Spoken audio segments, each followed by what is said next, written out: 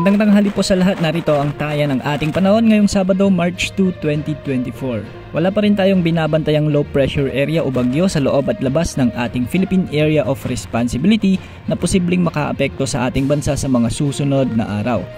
Patuloy ang epekto ng northeast monsoon o ang malamig na amihan dito pa rin sa mga areas ng Northern Luzon, samantalang easterlies o ang mainit na hangin mula sa karagatang Pasipiko ang weather system na nakakaapekto sa natitirang bahagi ng ating bansa.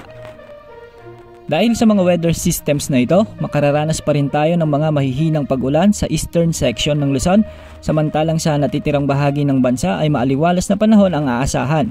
Ngunit may mga tsansa pa rin ng mahinang pag-ambon o pag-ulan ngayong hapon hanggang mamayang gabi. Sa Cagayan Valley, asahan ang maulap na panahon na may mga tsansa ng mahihinang pag-ulan dahil sa epekto ng amihan. Sa Ilocos Region, Cordillera Administrative Region at Aurora, asahan ng mainit ngunit bagyang maulap hanggang sa maulap na papawirin na minsan ay sinasabayan ng mahinang pag-ulan dulot pa rin ng amihan.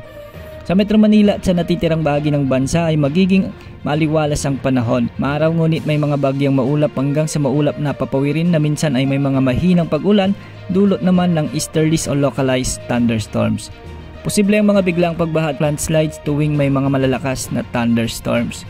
Sa ngayon ay may nakataas na gale warning sa mga karagatang sakop ng extreme northern Luzon kaya pinag-iingat po natin ang ating mga kababayan sa mga lugar dito. At yan po ang update sa lagay ng panahon ngayon, maging handa sa bawat oras dahil minuminuto ay nagbabago ang panahon. Ito po ang weather update ng bayan, maasahan anumang panahon.